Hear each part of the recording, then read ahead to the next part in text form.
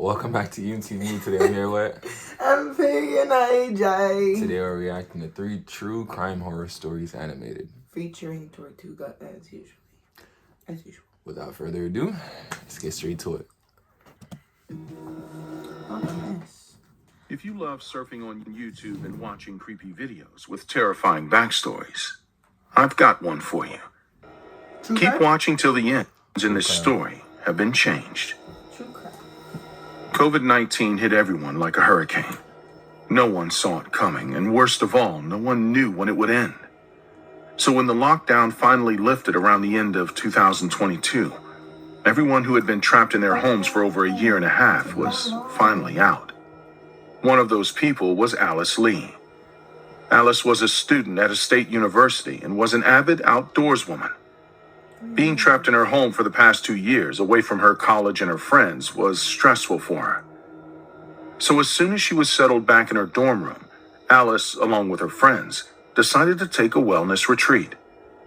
They planned a bunch of outdoor activities before the semester began, and one of them was kayaking. Alice and all of her friends were excellent swimmers, so they were all pretty excited to spend time in the water. A weekend of fun before the early morning lectures, due assignments, and tests is what awaited them. Alice had suggested the spot herself, as she had been there previously and loved the lake that bordered the retreat. On the second day of their retreat, Alice and some of her friends went kayaking as they had planned, and Moira, one of her friends, who was terrified of water, stood on the dock and shot a video of the group paddling off into the lake. Water like that, I'm terrified of. Like a big old open lake and you don't know what's in there. It's murky, it's discolored, you can't see the bottom, you don't know what's in there. Or you search up on Google and it tells you a whole bunch of little efferys are in there.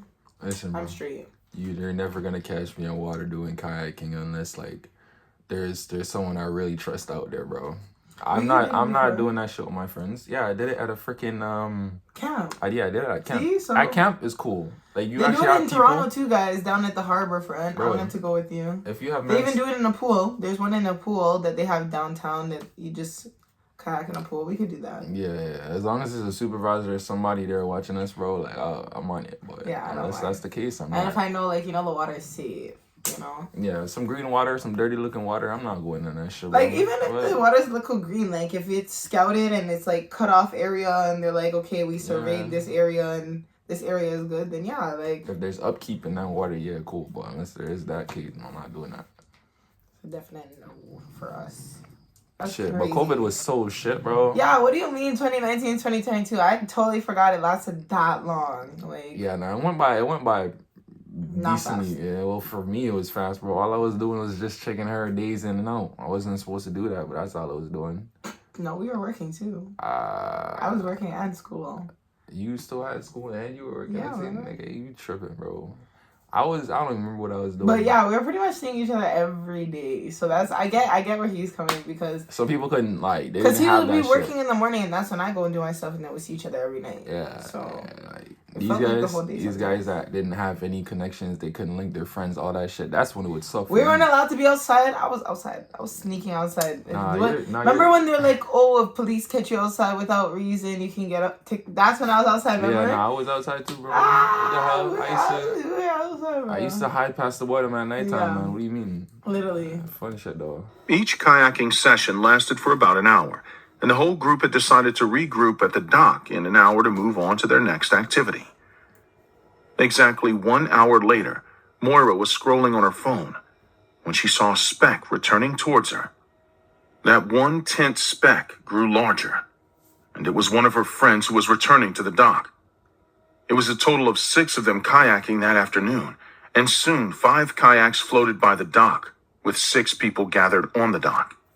However, Moira noticed that all of her friends were acting strange and in a hurry to get back home. They all had one more day at the retreat, but suddenly everyone was acting suspicious. That's when she noticed that Alice hadn't returned. Moira asked the group about Alice, and none of them had any concrete answers. When she couldn't fish any information about Alice from her friends, she decided to notify the kayaking proprietors at the lake and the retreat organizers about her missing friend, Alice Lee. But before Moira did any of this, The rest of her friends were busy packing their stuff and getting on their way back to the university campus. Nah, that's a setup. What do you mean you guys all went kayaking and nobody knows where she went, bro? What are you talking about? Yeah, like that's weird. And then obviously, And then you're Buddy, just packing up to cut? Like, buddy, friends or not, bro. Like, you guys did this shit together, man. like what do you guys could at least said, oh, you lost her, but no concrete answer, kerfuffling over your words, and then she wants to go report it, and you guys are trying to run away from reporting it, like very suspicious. Yeah, we'll see what goes down though. Them even bothered to pay for the kayaking session. The retreat owners knew that the lake was deep, and the part in which Alice was headed was the deepest, up to 1,000 feet deep. The lake also had strong currents, resulting in the drownings of many people before. Moira was concerned and decided to file an official missing persons report with local authorities. Immediately, a search was launched, and Alice's family was contacted. Moira, who was the only friend of Alice, who had stayed back and was actively looking for Alice, was questioned by the authorities time and time again. But the poor girl knew nothing. The last thing she remembered was the video in which Alice was seen waving and paddling off with Jenny into the lake. When Jenny was called in for questioning, she seemed pretty shaken up and terrified. The search party had neither found Alice's kayak nor her. Jenny was the last person who had seen Alice alive, and what she confessed to the cops truly terrified everyone. While both the girls were kayaking, they had reached the deepest part of the lake, and the currents were strong and the wind was blowing. Alice was a good swimmer, decided to hop off of her kayak and swim for a while. Despite Jenny's plea not to do so, Alice jumped off her kayak and she was in the water in seconds. However, Alice didn't expect such strong currents and was barely able to swim. Her kayak was floating away, and Jenny paddled hard to retrieve Alice's kayak. But by the time Jenny returned with the kayak, Alice was nowhere to be seen. She called out to Alice, but all she got was nothing in response. That's so questionable, bro. What do you mean? Why are you going for the kayaking at your friend? And not I know your you don't want to friend. fall. What? I know you don't want to fall into the water. Yeah. But give her the stick at least to try and Okay, I don't keep know. her stuck, because they can float. The paddles can float, so that'll at least help her until you get the kayak or get let me some say help something. if you don't want to get tipped over. This is wrong because there's no way she came back and then didn't She didn't know just where say she that, went. Yeah, yeah. she didn't just say that. That's kind of questionable. Fam, she's like she could have just said, fam, she gotta take him at the current, bro. She could have said Like that. I'm like there's nothing I can do. I told her not to jump in. She wouldn't be charged for anything. And how it's looking right now, they're showing her like, yo, she was good when she jumped in the water, and then she went to go get the kayak and then came back, and that's when she was drowning. But No. she could have been drowning from. No, it from said she was before. drowning, and when she went, she said it looked like she was struggling to stay above the water, Yeah. and she went to go get the kayak instead of helping her friend. She allowed that, bro. She allowed her to die. So that's why she feels that type of way. Stupid, bro. Can't so trust right. your friends, bro. You Okay. can't trust. Oh. Why, thank you. After this confession, the search was called off. Alice's family wasn't willing to quit just yet. They decided to reach out to all of her friends, and they got to know something very sick and twisted. Turns out that Jenny and Alice never saw eye to eye, ever since Jenny's boyfriend dumped her for Alice in the first year of college. See? Jenny despised Alice. The whole group had witnessed Jenny being passive-aggressive to Alice, and not one put it beyond Jenny to hurt Alice. By the time Alice's family could reach out to Jenny, she had lawyered up and refused to communicate with them. Moreover, she stayed firm on the statement she had made to the authorities. In a last-ditch attempt to find their daughter, Alice's parents funded another search party to search the lake, but it was to no avail. Nothing was ever found. The case had garnered media attention, and everyone had theories about Alice's disappearance. And most people had concluded that her friends had to be involved. All her friends were once again called in for questioning, and all their stories remained the same, even Jenny's. But in a last try to find out any information about their missing daughter, Alice's parents went online and revealed all the updates about the case, including their suspicion of Jenny. Soon the internet had exploded after Alice's parents opened up, and Jenny began to receive death threats from multiple people. Good. The matter had escalated so much that everyone on the internet had started making up theories on who and why someone might have hurt Alice. Some said it was her jealous friend Jenny who had drowned her.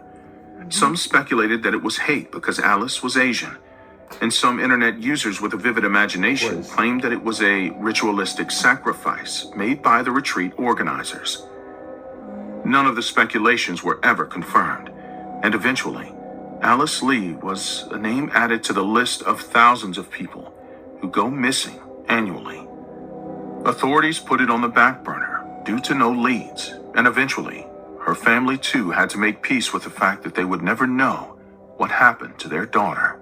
That's crazy. Alice Lee became an unsolved cold case. And she was 20? Holy shit. The real name of Alice Lee is Nancy Ng. Wow. And this is the footage of her waving from her kayak. Wow. Yo, rest in peace to Nancy Ng, bro. That's crazy, dude. That's Jenny. Nah, man. Shit like this, you gotta watch out for your friends, bro. You gotta watch out your friends. Watch out who you go on trips with. That's why I don't trust going on trips with nobody I don't know, bro. What do you mean? Sorry, I'm there. That's already you're a fighter. See, nobody can do nothing when Not she's when I'm around, bro. around. Not when Not she's when I'm around. around. But To yeah. nobody, stranger or not. Nah, bro. I hear arguing, I'm in that.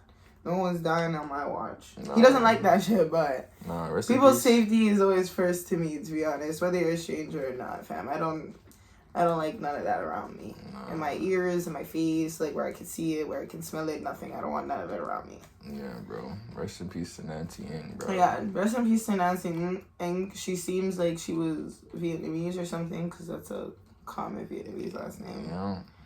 But yeah, crazy. Haters for real. She looked like she could swim too. She looked real athletic. Yeah, No bro. cap. So. See, fucking. And the funny thing is, no one mentioned if they send divers in or nothing. Like they weren't gonna send no divers. They could have went out there with a big boat, sent some divers in with some string on them. I mean, Search. shit. Like yeah, it looked like they were just searching the surface, Yeah. like with cameras and stuff. They didn't send nobody in the water. Like they were I searching. wonder. We gotta see how deep that water really is, though. That lake is. But still, like they should have sent something in there. Like if they didn't send no people or camera and they were just waiting the water, like they're way huge for that. They weren't searching. They weren't trying to find. I mean, nobody. shit. The pictures look like it was. I don't know. Did it stay? Like how long ago it happened and shit? Didn't really stay, right? Okay, so then shit. We'll do But more. still, bro. We'll do more research and see how that case turned out, because that shit like it was back in the day a little bit. So. It was COVID 2022. Back in the day. Back in the day, fam. We'll see. Alright, let's get Like straight what, to 3 it. years ago? Story 2. This story is based on the real case of Sunshine Sunny Stewart, a 48-year-old woman who went missing while paddleboarding on Crawford Pond in Knox County, Maine. She was last seen on July 2nd, and her body was found the following day under suspicious circumstances. That triggered a police investigation.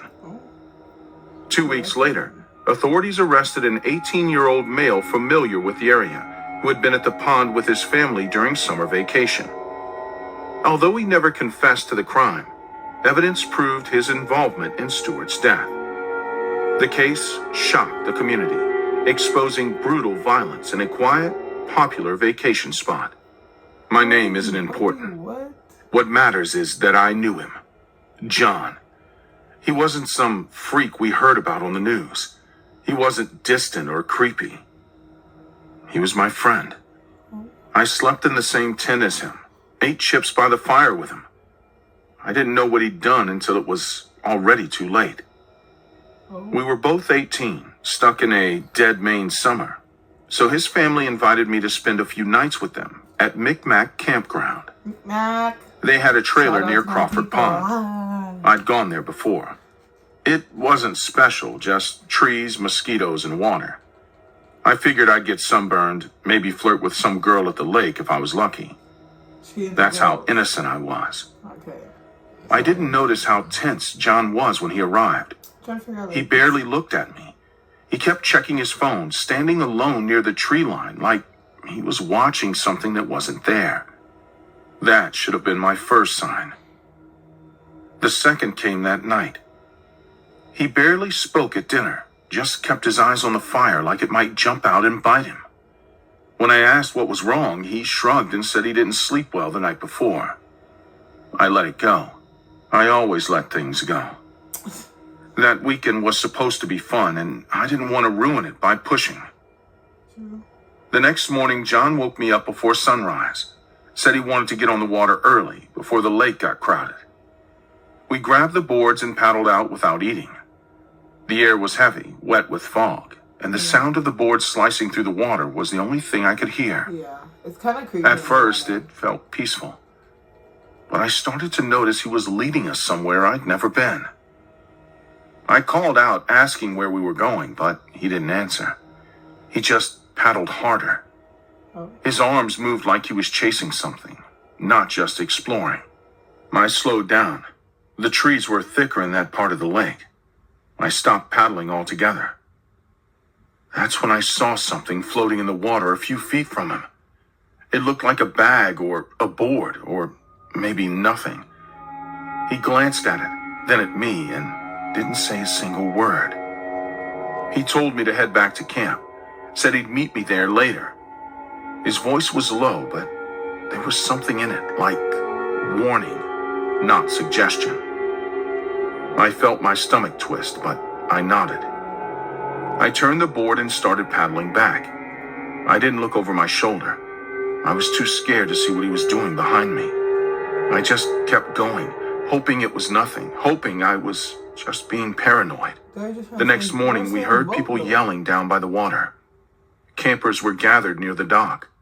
A paddleboard was floating loose by the rocks at the far end of the pond, near where John had taken me.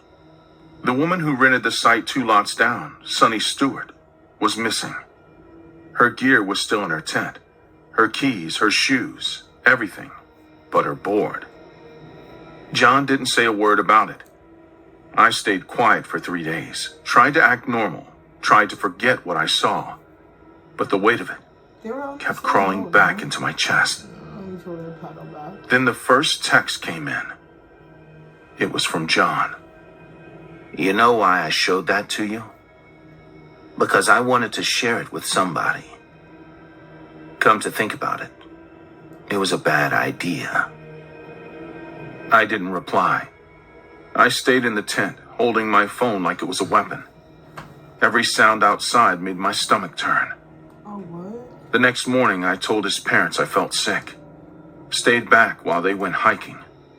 John stayed too, said he was going fishing. But he never went near the dock. While I was packing my stuff, I saw him standing at the edge of the woods.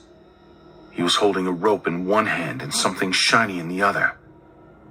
He didn't speak, just stared. I ran. I cut through the trees, branches slapping my face, my chest burning. I could hear him behind me, walking, calling my name like it was some twisted game. I tripped near the camp's bathroom. He caught up fast, threw me to the ground, got on top of me and raised the knife. I grabbed a rock and smashed it into his face. He fell back. I ran toward the fire pit where some campers were returning. I screamed and John chased me, bleeding, wild-eyed. A camp ranger came and tackled him from behind. Cops were called. They found Sonny's body under a pile of rocks by the cove. The same place he'd taken me. She was wrapped in a tarp, held down with a chain from his dad's trailer. He confessed, no reason given, no apology. I don't camp anymore. I don't swim in lakes. I sleep with lights on. I told my parents everything. They cried. I couldn't explain why I'd stayed quiet for so long. John's locked up now, but I still keep the rock I used to hit him, just as a souvenir. I never know when it might save my life again.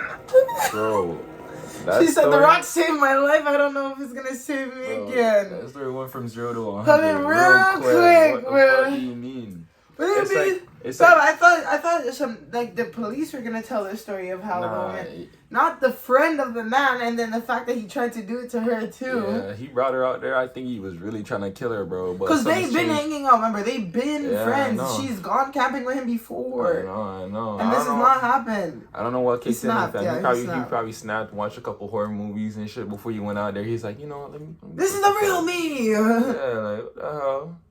Uh-uh. And he showed her the evidence, bro, and she thought nothing of He it. said, "I Like, need what? to share it with someone."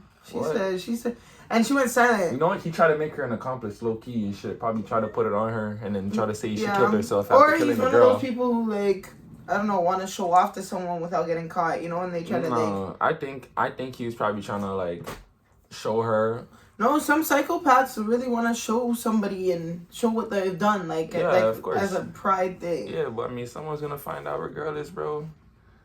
But he showed it to her personally. I think he showed it to her to try to, you know, see how she'd react, and then probably try to kill her and try to blame it on her and shit. No, definitely not. Maybe. He tried to show her as like probably accomplishment, and then when he Yeah. found out she was not with it, he said, Yeah, "Fuck, I have that's to what I'm get her. saying.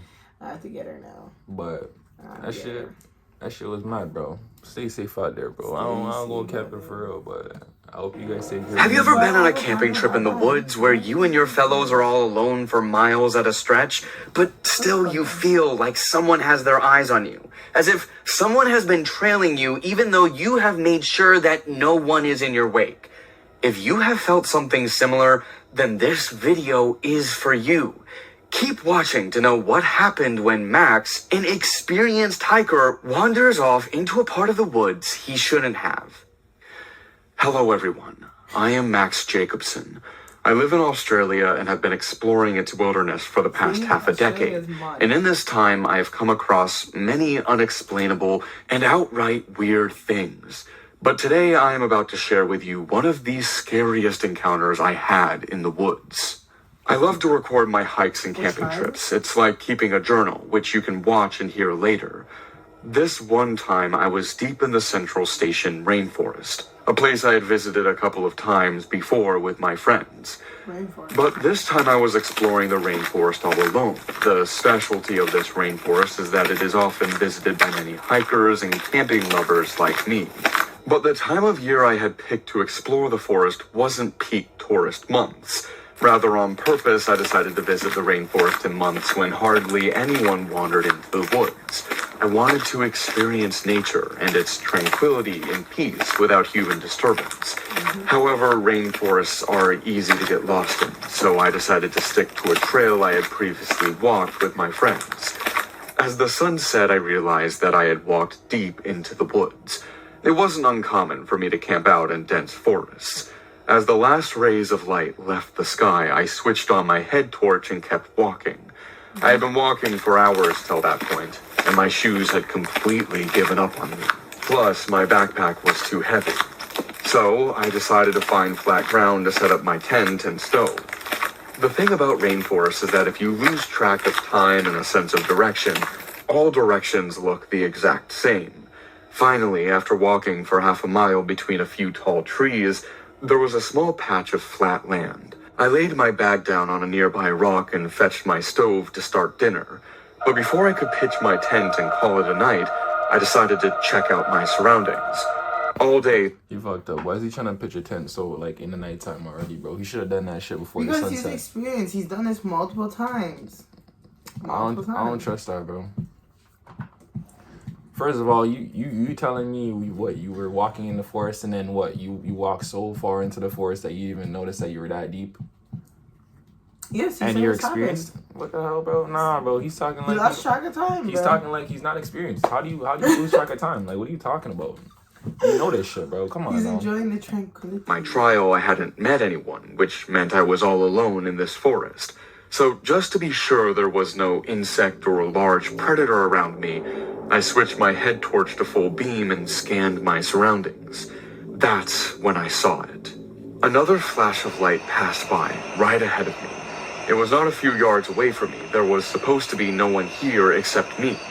And if there is one thing I've learned from being out in the wild for years, it's that the worst thing you can encounter in a forest is not a poisonous snake or an insect or even a large predator. No, It's another human. I immediately switched off my headlight and ducked behind a nearby bush with my unpacked bag clutched to my chest. I knew if anyone... You know what that sounded like? That statement sounded like one verse, or what? It sounded like a statement like man versus bear. Bear. That's what that sounded like. Yeah, see? He proved it. A man himself. In the wilderness, do you prefer a man or a bear to find your child? I choose the bear. As To you can tell. find you, my guy. You'd rather a bear? Yeah. I Okay. swear. That's so funny. I know how to fight bears, okay? Black bears, brown bears, and polar bears. Polar bears, you run no matter what. Black bears, I think you get big, and brown bears, you play dead. Right? That's how you deal with the bears. Unless you actually have a weapon, then you can do a little dance with the bear and fuck them up. But I will always choose a bear. Whereas humans, you don't know if they have a gun. I think that's automatic dead. Automatic dead. Gun, automatic dead. A bear, you at least have a chance. Gun, automatic dead. Harpoon, All right, bro. anything, you name it. We'll see how it works out. Men, they'll rape you, then kill you. The bear will just eat you. Oh my Like- God, you're back on this shit. I'm just saying, Alright, bro. bear. Let's see how it works out. Even next him week. himself, So Australian deep into the man, forest, seasoned. they were not here for the right reason, which meant I was in grave danger. I waited there for a while, and just as I had expected, the beam of light returned. Whoever it was scanning my area and actively looking for me. I stayed hidden and concealed myself behind the bush as much as possible. But at a point, the light shined exactly at my face, and the whole bush I was hiding behind lit up. I heard some rustling in the distance, but no one came near me. This search went on for the next 10 minutes, the most terrifying 10 minutes of my life, and then it faded into the distance. That night, instead of cooking a hot meal and pitching a tent, I decided to eat a couple of protein bars, drink some water, and sleep in my sleeping bag. As I was exhausted from the day's trek, I passed out quickly. The next morning, I woke up at the crack of dawn and started packing up my stuff as fast as I could. I had still not recovered from last night's incident, and decided to return home instead of completing the hike. Yeah. By the time it was around 9 in the morning, I was on my way back when I came across something dark hidden behind a bush. The thing was so out of place, so I decided to investigate a bit. And with the help of my hiking pole, I poked around the shrub and discovered a dark bag. It didn't look like a hiker's bag. It was more like a school bag. Now I was intrigued and wanted to know what a school bag was doing so deep into the woods. As I picked up the bag to investigate, it was pretty heavy, as if someone had filled it with rocks. I brought it to a nearby rock and undid the zipper to the first compartment. In it was some sort of device sealed in a plastic wrap. Cocaine. But that wasn't the reason for the bag to be heavy. In the next compartment were 2 trash bags full of what felt like bricks. But why would anyone fill a bag with bricks and abandon it here? I ripped open the garbage bags and found what I had only seen in movies. In those 2 bags were white bricks securely wrapped in tape. I instantly knew what it was, but just to be sure, I took my pocket knife out and cut a slit in the brick. And lo and behold, white powder coated the blade of my knife, and some even spilled on my hand. There were at least 2 to 3 kilos of drugs in this bag, and I had no clue what to do with them or whom to report to. But I was most scared of what would happen to me if the owner of this bag were to find me with it. So I did what any sensible person would do. I stuffed the contents of the school bag back into it and placed it exactly how and where I had found it, because I knew that whoever had stashed it here would definitely return for the drugs. Around sunset, I was in my car driving back home, but I never mentioned my encounter to anyone. Cap. You're serious. Taking a 1-2 brick, no cap. Bring Yeah. it. Well, I'm taking. Okay, take about 4. If there's a lot of bricks, like 6 or more, I'm gonna let you know right now. 1 is going to the police after I stash my bricks. Tell them, oh my gosh, I found a bag like full of drugs. This is the one I cut open. Like, I didn't want to remove it in case, you know, it was dangerous or something. Take a few pictures of the scene. Take a few pictures of the bag after I take my stash out. Okay, I would return my first, obviously, put my stash in a good safe place, and go with the police to do the little investigation. But yeah, Let the police find the drug people, damn it. Let me make a little change. Listen, bro, when you do shit like that, you're gonna have to look over your shoulders for the rest of your life. Just know that. A week later, I was watching the news. I saw a news flash. A dead man was lying between shrubs and trees. But that was not what interested me.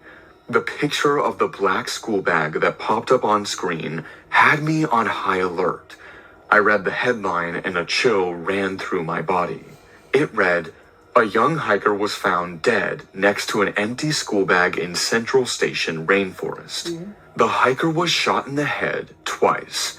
As I heard the spokesperson talk, I gathered that the cops suspect it was a drug-related murder, as a trace amount of cocaine was found in the bag. The suspect was unknown, but the hiker was identified as a university student. It was a classic case of the wrong person, wrong time. But all I could think of was that it could have been me. Yeah. That is crazy, my guy. Yup. See? Get caught lacking. That's why you have to take your pictures, surveil the area, because if he had the pictures of the drugs in the bag and etc., then the police would have probably had a little more evidence to go off it being drug related and investigate. But no. Not thinking too that far ahead, are ya? Well, it's a good thing you just put that shit back in cut, bro. But you already know. But that's why I said human have guns. They shoot you. Instant death. I said that. Bear. You know what? Bear. Not every human's a bad human, bro. No, duh. But in the woods. In the woods, not every human's a bad human. If I'm there, someone else like me could be there. Okay. Another good person could be there. That's not the severity of the woods. It just turns out to be fucking, if your luck is that shit, bro, or if you're supposed to get got that day, you're gonna get got. It don't matter. You know, it does. Sometimes it's not your time and the devil's a liar. So. Well, at least he survived, bro. That's all that matters. Yeah, man. he got out. I repeat to that kid, that university kid. Oh, man. But he made it out. He made the executive decision. If I was him, I'd never go back on that trail. I'm not gonna lie. I'd never go through that shit again, bro. Honestly, I'd have to find the next spot. Yeah, that's a drug trail. What do you mean drugs are out there? Nah, bro, I'm out. Nah, I'm doing that shit no more. Like, what are you telling me? The light got flashed on his face and his bushes, and the person didn't even catch him or nothing. Nah, he probably was shining the light, but he didn't even see. Like, you know. Yeah, I know those ones. Light travels, shine you the know. light. Light travels, but you can't see that far sometimes. Yeah. I ain't gonna lie. But. Unless they were standing right. Like. Yeah, but that was the video, guys. Let us know what you guys think about it. Comment, like. And J Tortuga. Signing out.